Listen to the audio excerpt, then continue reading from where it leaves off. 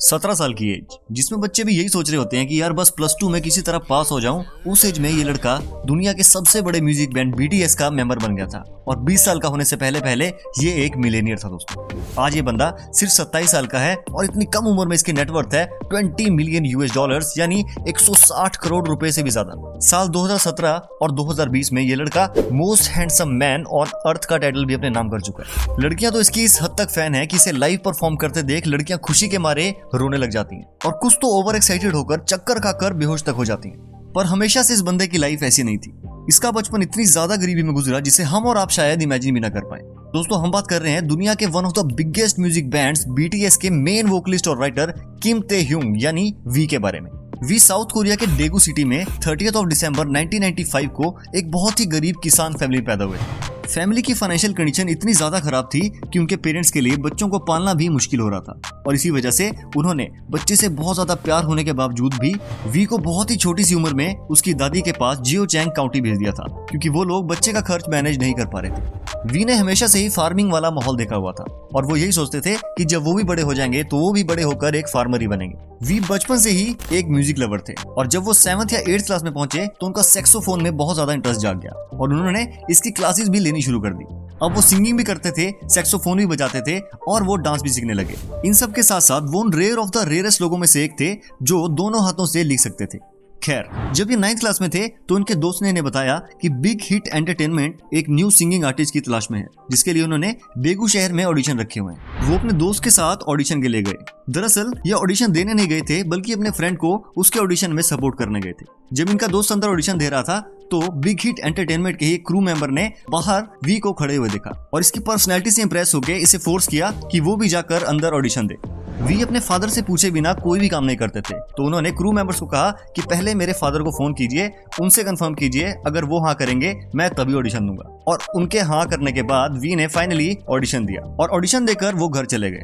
उन्हें जरा सी भी उम्मीद नहीं थी कि वो इस ऑडिशन में सिलेक्ट होंगे, लेकिन थोड़े दिन के बाद उन्हें बिग हिट एंटरटेनमेंट से कॉल आया और उन्हें बताया गया कि उन्हें बैंड के लिए सिलेक्ट कर लिया गया और सैकड़ों ऑडिशंस में से वो सिर्फ इकलौते ऐसे कंटेस्टेंट थे जो पूरे बेगू शहर से इसके लिए सिलेक्ट हुए थे। बिग हिट एंटरटेनमेंट एक नया बैंड स्टार्ट कर रहा था जिसके 6 मेंबर्स ऑलरेडी सिलेक्ट हो चुके थे और वी को इस बैंड का 7वां मेंबर बनाया गया और बैंड का नाम रखा गया BTS ग्रुप। इन्होंने वी को 2010 में एज अ ट्रेनी हायर किया और फाइनली जून 2013 में 3 साल की ट्रेनिंग खत्म करके इन्हें BTS ग्रुप में शामिल किया गया और 13 जून 2013 को वी ने डेब्यू किया Mnet के M काउंटडाउन के ट्रैक नो मोर ड्रीम के साथ और पहले ही सॉन्ग के साथ इस बंदे के हजारों नहीं लाखों फैंस बन गए। दोस्तों, सब बढ़िया चल रहा था लेकिन फिर आया 2016 जब वी की ग्रैंड मदर इस दुनिया को अलविदा कह गई क्योंकि वी को बचपन से उनकी ग्रैंड मदर नहीं पाला था और वो उनसे बहुत ज्यादा अटैच था।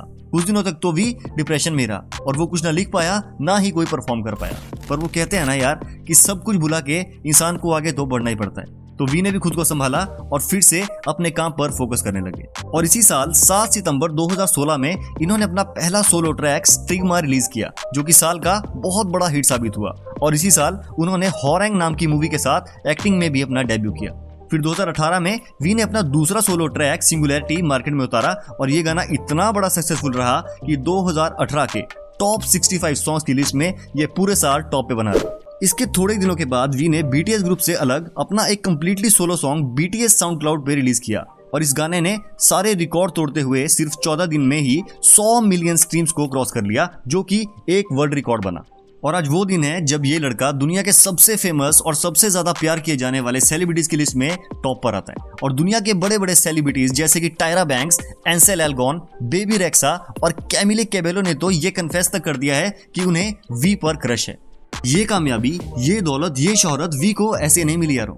इसके लिए इस बंदे ने दिन रात मेहनत की है। क्या आप जानते हैं दोस्तों कि BTS ग्रुप में शामिल होने के वक्त इनके लिए पहले 2 अलग नाम सोचे गए थे जिसमें से एक नाम था लेक्स और दूसरा नाम था 10, लेकिन इन दी एंड इन्होंने अपना नाम वी रखा जो कि विक्ट्री वर्ड को रिप्रेजेंट करता है और इन्होंने साबित भी किया कि क्यों वी यानी विक्ट्री नाम को ये पूरी तरह से जस्टिफाई करते हैं। अपनी हर परफॉर्मेंस के एंड में आपने इन्हें आसमान की तरफ को किस करते हुए देखा होगा। जब इनसे पूछा गया कि ये किसको डेडिकेटेड है तो इन्होंने कहा कि मेरी दादी जो मुझे छोड़कर चली गई थी, ये मेरी हर किस मेरी दादी को डेडिकेटेड है। और ये अपने फादर से भी बहुत ज्यादा प्यार करते हैं और ये कहते हैं कि मेरे फादर जैसे फादर इस दुनिया में कभी नहीं हो सकते और मैं बड़ा होकर अपने फादर के जैसा ही फादर बनना चाहता हूँ। दोस्तों, इनकी लाइफ स्टोरी आपको इंस्पायरिंग लगी हो, इंटरेस्टिंग लगी हो तो प्लीज वीडियो को लाइक जरूर कीजिएगा, शेयर कीजिएगा और ऐसी वीडियोस के लिए चैनल को सब्सक्राइब जरूर कीजिएगा। जल्दी मिलेंगे एक और अच्छी वीडियो के साथ, तब तक के लिए शब्बा खैर दोस्तों।